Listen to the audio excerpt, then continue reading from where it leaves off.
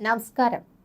CMRL Exalogic കേസിൽ ED നടത്തിയ വൻ റെയ്ഡിന് പിന്നാലെ ഒടുവിൽ പ്രതികരണമായി എത്തിയിരിക്കുകയാണ് പ്രതിപക്ഷ നേതാവ് പിണറായി വിജയൻ. മാധ്യമങ്ങൾ വലിയ രീതിയിൽ വാർത്തകൾ പ്രചരിപ്പിക്കുന്നതിനിടയിലാണ് നിർണായക വെളിപ്പെടുത്തലുമായി അദ്ദേഹം രംഗത്ത് വന്നത്. തന്റെ മകൾ വീണ വിജയന്റെ ഒരു ബാങ്ക് അക്കൗണ്ട് ED മരവിപ്പിച്ച കാര്യം അദ്ദേഹം സ്ഥിരീകരിച്ചു.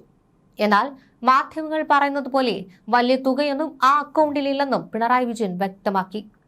തന്റെ വസതിയിൽ പരിശോധനയ്ക്കെത്തിയ ED ഉദ്യോഗസ്ഥർ തന്നോട് വ്യക്തിപരമായി യാതൊരു ചോദ്യങ്ങളും ചോദിച്ചിട്ടില്ലെന്നും അദ്ദേഹം മാധ്യമങ്ങളോട് പറഞ്ഞു.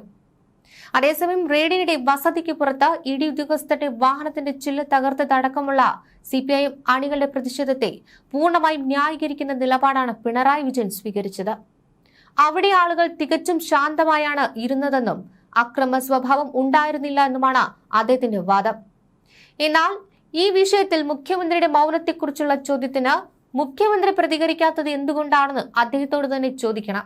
അതിന് താനല്ല മറുപടി പറയേണ്ടതെന്നായിരുന്നു അദ്ദേഹത്തിന്റെ മറുപടി. രാജ്യത്തെ BJP ഇതര പാർട്ടികൾക്കെതിരെ കേന്ദ്ര സർക്കാർ ED ഏറ്റവും വൃത്തികെട്ട രീതിയിലാണ് ഉപയോഗിക്കുന്നതെന്ന് പറഞ്ഞ അദ്ദേഹം ഈ വിഷയത്തിൽ കോൺഗ്രസ് സ്വീകരിക്കുന്ന നിലപാടിനെതിരെ കടുത്ത ഭാഷയിലാണ് വിമർശിച്ചത്. സ്വന്തം നേതാക്കൾക്ക് നേരെ വരുമ്പോൾ മാത്രം പ്രതികരിക്കുകയും അരവിന്ദ് കെജ്രിവാളിനെ പോലെയുള്ള മറ്റു പ്രതിപക്ഷ നേതാക്കൾ വേട്ടയാടപ്പെടുമ്പോൾ മൗനം പാലിക്കുകയും ചെയ്യുന്ന സങ്കുചിത നിലപാടാണ് കോൺഗ്രസിന്റേത്. BJPയുടെ ഈ രാഷ്ട്രീയ നീക്കങ്ങൾക്കെതിരെ ഒന്നിച്ചു നിൽക്കേണ്ടതിന് പകരം കോൺഗ്രസ് കാട്ടുന്ന ഈ നിലപാട് രാജ്യത്തിന്റെ വസ്തുതകൾക്ക് ചേരാത്തതാണെന്ന് പിണറായി വിജയൻ ആഞ്ഞടിച്ചു. ഇതിനിടെ മാസപ്പടി കേസിൽ എൻഫോഴ്സ്മെന്റ് ഡയറക്ടറിന്റെ അന്വേഷണത്തിനെതിരെ നിർണായക നീക്കവുമായി CMRL കമ്പനി രംഗത്ത് വന്നിട്ടുണ്ട്. ED അന്വേഷണം തുടരാമെന്ന ഹൈക്കോടതി സിംഗിൾ ബെഞ്ച് ഉത്തരവിനെതിരെ കമ്പനി ഇപ്പോൾ ഹൈക്കോടതി ഡിവിഷൻ ബെഞ്ചിന് മുൻപാകെ അപ്പീൽ നൽകിയിരിക്കുകയാണ്. EDയുടെ അന്വേഷണം അടിയന്തരമായി തടയണമെന്നും സിംഗിൾ ബെഞ്ചിന്റെ ഉത്തരവ് റദ്ദാക്കണമെന്നുമാണ് കമ്പനിയുടെ പ്രധാന ആവശ്യം. കേസിൽ നിലവിൽ സീരിയസ് ഫ്രോഡ് ഇൻവെസ്റ്റിഗേഷൻ ഓഫീസ് അഥവാ SFIO വിശദമായ അന്വേഷണമാണ് നടത്തുന്നത്. ഈ സാഹചര്യത്തിൽ ED നടത്തുന്ന സമാന്തര അന്വേഷണം പൂർണ്ണമായും നിയമവിരുദ്ധമെന്നാണ് കമ്പനി കോടതിയിൽ വാദിക്കുന്നത്. കള്ളപ്പണം വെളുപ്പിക്കൽ നിരോധന നിയമത്തിന്റെ പരിധിയിൽ വരുന്ന ഏതൊരു കുറ്റകൃത്യങ്ങളും ഈ ഇടപാടിൽ നടന്നിട്ടില്ലെന്നും അതിനാൽ തന്നെ EDക്ക് ഇടപെടാൻ അധികാരമില്ലെന്നുമാണ് CMRLന്റെ നിലപാട്. ഹൈക്കോടതി സിംഗിൾ ബെഞ്ചിന്റെ ഉത്തരവ് വന്നതിന് തൊട്ടു പിന്നാലെയായിരുന്നു പ്രതിപക്ഷ നേതാവ് പിണറായി വിജയന്റെ വസതിയിലും CMRL കമ്പനി മേധാവികളുടെ വീടുകളിലും ഓഫീസുകളിലും ED വൻ റെയ്ഡ് നടത്തിയത്. തന്റെ മകൾ വീണ വിജയന്റെ അക്കൗണ്ട് മരവിപ്പിച്ചതായും കേന്ദ്ര ഏജൻസികളെ BJP ദുരുപയോഗം ചെയ്യുകയാണെന്നുമാണ് പിണറായി വിജയൻ വാർത്താസമ്മേളനത്തിൽ തുറന്നടിച്ചിരിക്കുന്നത്. ഇതിന് പിന്നാലെ കമ്പനി തന്നെ നേരിട്ട് ഡിവിഷൻ ബെഞ്ചിനെ സമീപിച്ചത് EDക്ക് തിരിച്ചടിയാകുമോ എന്നാണ് ഇനി അറിയേണ്ടത്. ED അന്വേഷണം റദ്ദാക്കണമെന്നാവശ്യപ്പെട്ട് CMRL ഉദ്യോഗസ്ഥർ നൽകിയ ഹർജി ജസ്റ്റിസ് TR രവി അധ്യക്ഷനായ സിംഗിൾ ബെഞ്ച് തള്ളിയിരുന്നു.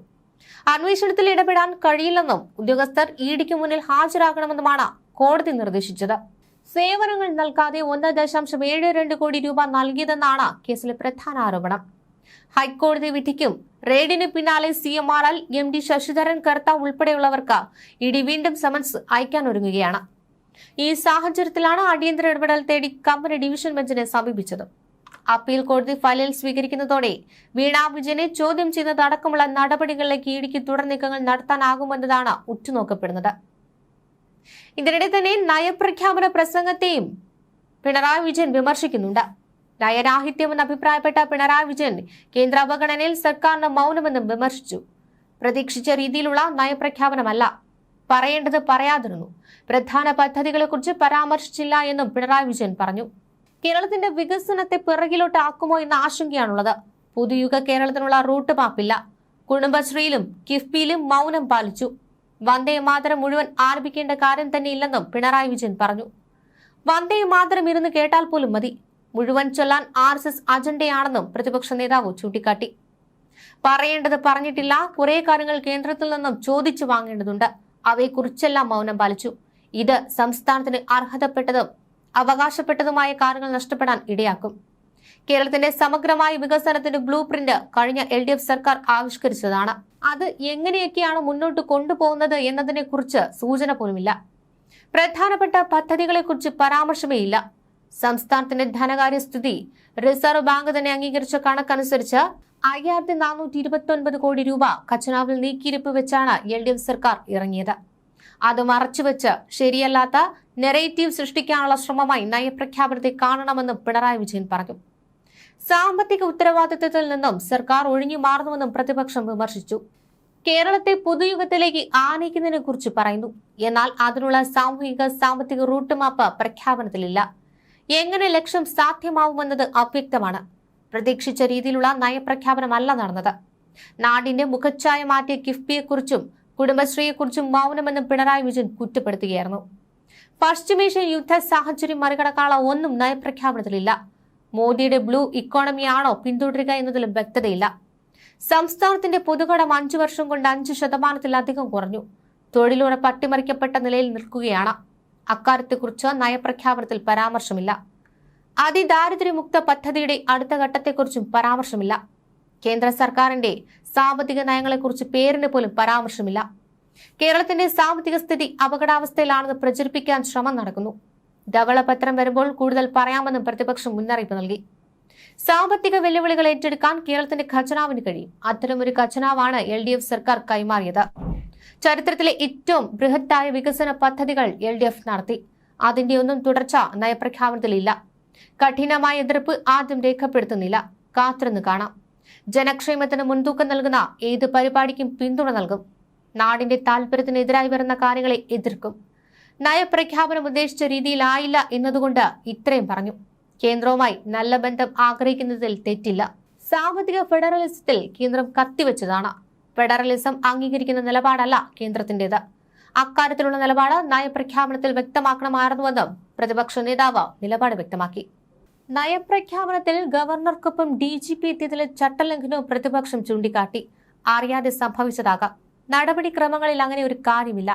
സ്പീക്കർ അദ്ദേഹവുമായി നേരിട്ട് സംസാരിക്കുമെന്ന് കരുതുന്നുവെന്നും പിണറായി വിജയൻ പറഞ്ഞു. വന്ദേമാതരം മുഴുവനായി ആലപിക്കേണ്ട കാര്യമില്ല. വന്ദേമാതരം 2 ഈരടി ചൊല്ലുമ്പോൾ എഴുന്നേറ്റ് നിൽക്കേണ്ട കാര്യമില്ല. 2 ഈരടി ചൊല്ലാമെന്ന് നേരത്തെ തീരുമാനിച്ച കാര്യമാണ്. വന്ദേമാതരം മുഴുവൻ ചൊല്ലുക എന്നത് RSS അജണ്ടയാണ്. അത് നടപ്പിലാക്കേണ്ട ബാധ്യത സംസ്ഥാനത്തിനില്ല എന്നും പ്രതിപക്ഷ നേതാവ് പറഞ്ഞു. ഇതിനിടെ തന്നെ എന്തുകൊണ്ടാണ് കണ്ടോൺമെന്റ് ഹൌസിലേക്ക് താമസം മാറാത്തതെന്ന ചോദ്യത്തിന് മറുപടി നൽകിയിരിക്കണം അദ്ദേഹം. ആദ്യം അവിടെയുള്ളയാൾ മാറട്ടെ, എന്നാലല്ലേ അവിടേക്ക് തനിക്ക് മാറാനാകൂ എന്നാണ് പിണറായി പറഞ്ഞത്. മാറാനുള്ള നടപടികൾ അദ്ദേഹം സ്വീകരിക്കുന്നുണ്ടെന്നും അതിനുശേഷം അല്ലറച്ചില്ലറ അറ്റകുറ്റപ്പണികൾ ഉണ്ടെങ്കിൽ അതുകൂടി പൂർത്തിയാക്കിയ ശേഷമായിരിക്കും താൻ അങ്ങോട്ടേക്ക് മാറുകയെന്ന് പിണറായി പറഞ്ഞു. ക്ലിഫ് ഹൌസിലെ അറ്റകുറ്റപ്പണി പൂർത്തിയാകാത്തതിനാലാണ് മുഖ്യമന്ത്രി VD സതീശൻ താമസം മാറാത്തത്. മുഖ്യമന്ത്രി VD സതീശൻ ക്ലിഫ് ഹൌസിലേക്ക് താമസം മാറാത്തത് കേന്ദ്ര അന്വേഷണ ഏജൻസികളെ പരിശോധന നടത്താനുള്ള ബോധപൂർവമായ നീക്കത്തിന്റെ ഭാഗമാണെന്ന് CPM നേതാവ് M സ്വരാജ് വിമർശനം ഉന്നയിക്കുന്നുണ്ട്. ക്ലിഫ് ഹൌസിൽ അറ്റകുറ്റപ്പണികൾ നടക്കണമെന്ന കാരണം പറഞ്ഞാണ് മുഖ്യമന്ത്രി അവിടെ താമസിക്കാത്തതെങ്കിലും ഇതിന് പിന്നിൽ മറ്റൊരു രാഷ്ട്രീയ ലക്ഷ്യമുണ്ടെന്നാണ് അദ്ദേഹം പറഞ്ഞത്.